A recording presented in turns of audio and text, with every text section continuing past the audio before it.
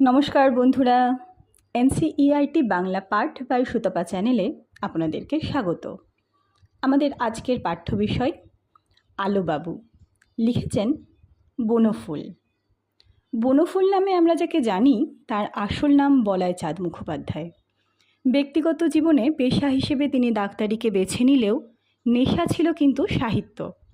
তার লেখা উপন্যাসগুলির মধ্যে অগ্নিশ্বর ছিল বিখ্যাত, যা নিয়ে পরবর্তীকালে একটি সিনেমাও তৈরি হয়েছিল। আসুন তাহলে শুরু করা যাক আজকের পাঠ। সবাই তাকে আলুবাবু বলতো, কিন্তু আসল নাম আলো।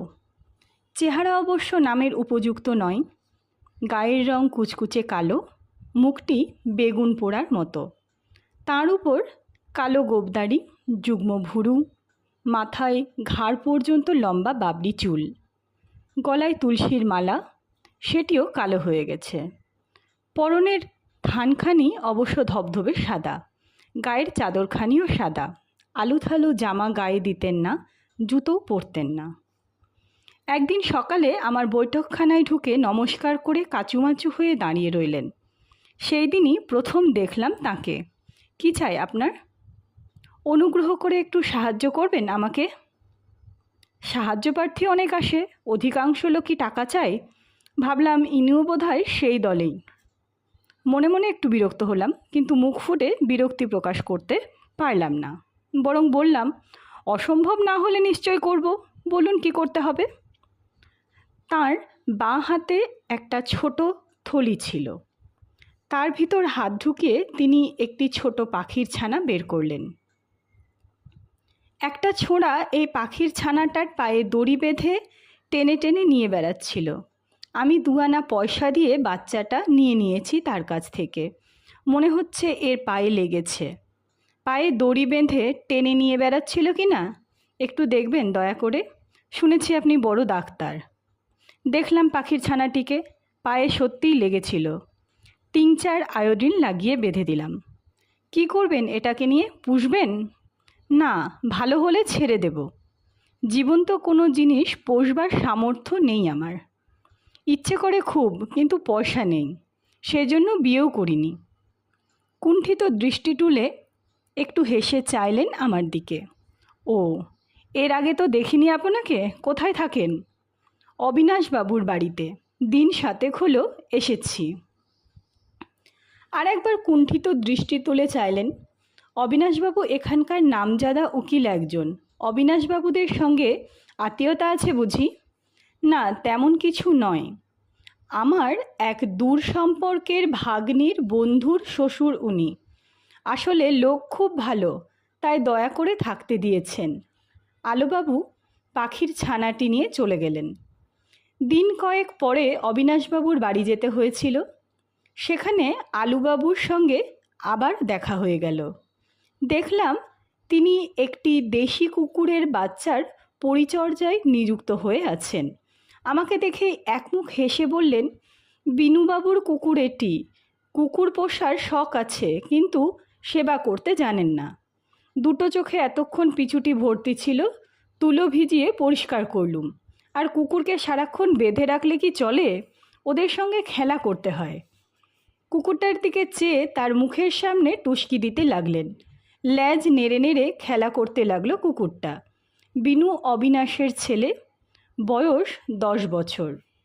অবিনাশবাবুর সঙ্গে দেখা হলো একটু পরে।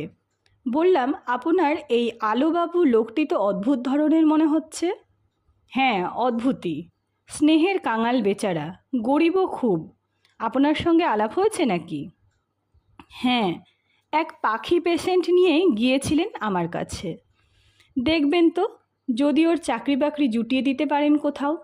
সেবা করতে বড় ভালোবাসে, বিশেষ সেবার পাত্র বা পাত্রী যদি অসহায় হয়। দিন কতক পরে সিভিল সার্জনের সঙ্গে দেখা হলো। একসঙ্গে কলেজে পড়েছিলুম। কথায় কথায় আলোবাবুর কথা উঠে পড়ল। সিভিল সার্জন বললে, এখানকার হাসপাতালে ওকে প্রবেশনার ড্রেসার করে ঢুকিয়ে নিতে পারি, তবে 10 টাকার বেশি এখন পাবে না। পরীক্ষায় পাশ করলে তখন মাইনে বাড়বে। আলোবাবু হাসপাতালের আউটডোরে রোগীদের ঘা ধোয়াতে লাগলেন। মাসখানেক পরেই কিন্তু চাকরিটি গেল তার। একদিন আমার ল্যাবরেটরিতে এসে শুষ্ক মুখে বসে আছেন। কি খবর? আমাকে দূর করে দিলে কেন? একটা লোকের পায়ের ঘা কিছুতেই সারছিল না। সেই আমাকে একটা ওষুধ দেখিয়ে দিয়ে বললে, ওই ওষুধটা দাও, তাহলে সেরে যাবে। ওটা লাগিয়ে অনেকের নাকি সেরে গেছে। দিলুম ওষুধটা লাগিয়ে। প্রায় সঙ্গে সঙ্গে লোকটা চিৎকার শুরু করে দিলে। সে এক হই হই ব্যাপার। ডাক্তারবাবু এলেন, তিনি তো চোটেই লাল। বললেন, কার হুকুমে তুমি ঘায়ে কার্বলিক অ্যাসিড ঢেলে দিয়েছ? আমি আর কি বলবো, চুপ করে রইলাম। ডাক্তারবাবু আমাকে দূর করে দিলেন। আমি ওর ভালোর জন্যই ওষুধটা দিয়েছিলাম, আর ওর কথাতেই দিয়েছিলাম। আমি চুপ করে রইলাম। কি আর বলবো, সত্যিই অন্যায় কাজ করেছেন। কিছুক্ষণ বসে থেকে আলোবাবু চলে গেলেন। কষ্ট হতে লাগলো ভদ্রলোকের জন্য, কিন্তু কি করব ভেবে পেলাম না। দিন কয়েক পরে অবিনাশবাবুর বাড়ি থেকেও বিদায় নিতে হলো আলোবাবুকে। শুনলাম অবিনাশবাবুর স্ত্রী দূর করে দিয়েছেন তাকে। আলোবাবু যা করেছিলেন তা কোনো মা সহ্য করতে পারেন না। তিনি এক বগলে কুকুরের বাচ্চাটা এবং আর এক বগলে অবিনাশবাবুর শিশুপুত্র বিনুকে নিয়ে একবার কুকুরটার মুখে আর সঙ্গে সঙ্গে বিনুর মুখে চুমু খাচ্ছিলেন। অবশেষে আমি আশ্রয় দিলাম আলোবাবুকে। একদিন সন্ধ্যার পর এসে দেখলাম তিনি একটা সোলার হ্যাট বাজিয়ে গুনগুন করে গান গাইছেন। আপনি গান বাজনা জানেন নাকি? কুণ্ঠিত মুখে উঠে দাঁড়ালেন তিনি। এককালে ডুগি তবলা বাজাতে পারতাম, দৈন্যের দায়ে সব বেচে দিতে হয়েছে, এখন হ্যাট বাজাই। বলা বাহুল্য, খুব কৌতুক অনুভব করলাম। হ্যাট পেলেন কোত্থেকে? অনেক আগে স্যুটও পরতাম, সব গেছে, ওই হ্যাটটি আছে কেবল। আলোবাবুর আরও পরিচয় পেলাম দিন কয়েক পর। একদিন দেখি তিনি ছুটতে ছুটতে আসছেন। কি হলো, ছুটছেন কেন? 10টা বেজে গেছে, আমার ঘড়িতে দম দেওয়া হয়নি এখনও। রামবাবুর গাইটার বাচ্চা হয়েছে শুনে দেখতে গিয়েছিলাম। হঠাৎ শুনতে পেলাম তার বৈঠকখানার ঘড়িতে ঢং ঢং করে 10টা বেজে গেল। তখনই ছুটলাম। আমার ঘড়িতে ঠিক 10টার সময় দম দিই। আমাদের যেমন খাবার, ঘড়ির তেমনই দম। বেচারির খেতে দেরি হয়ে গেছে আজকে। তাড়াতাড়ি ঢুকে পড়লেন নিজের ঘরে। আমি একটু অবাক হয়ে গেলাম। আলোবাবুর যে ঘড়ি আছে তা জানতাম না। তার পিছু পিছু এসে একটু আড়াল থেকে দেখতে লাগলাম। দেখলাম ঘরে ঢুকেই তিনি নিজের ভাঙা তোরঙ্গটা খুললেন। তার ভেতর থেকে বার করলেন একটা ছোট টিনের বাক্স। বাক্সের ভেতর থেকে একটি ন্যাকড়ার ছোট পুঁটলির মতন কি বার করলেন। ন্যাকড়াটি খুলতেই লাল রঙের শালুর পুঁটলি বেরিয়ে পড়ল। সেটি খুললেন, বেরুলো রেশমি ন্যাকড়ার পুঁটলি। সেটি খুলতেই বের হলো খানিকটা তুলো, তারপর ছোট্ট ঘড়িটি।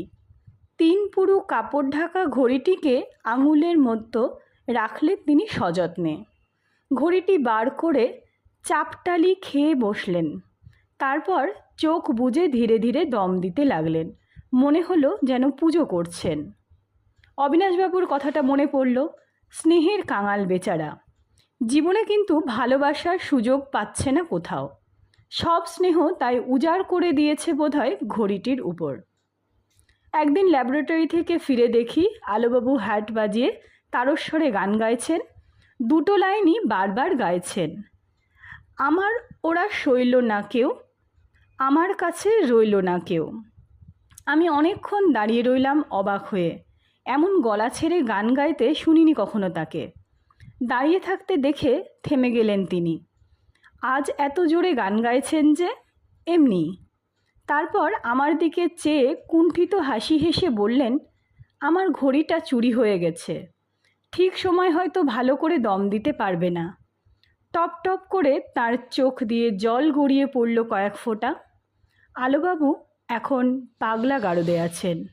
সমাজের সঙ্গে নিজেকে তিনি খাপ খাওয়াতে পারলেন না কিছুতেই। NCERT বাংলা পাঠ বাই সুতপা চ্যানেলে আপনারা শুনলেন আলোবাবু, লিখেছেন বনফুল। সকলে ভালো থাকবেন। ধন্যবাদ।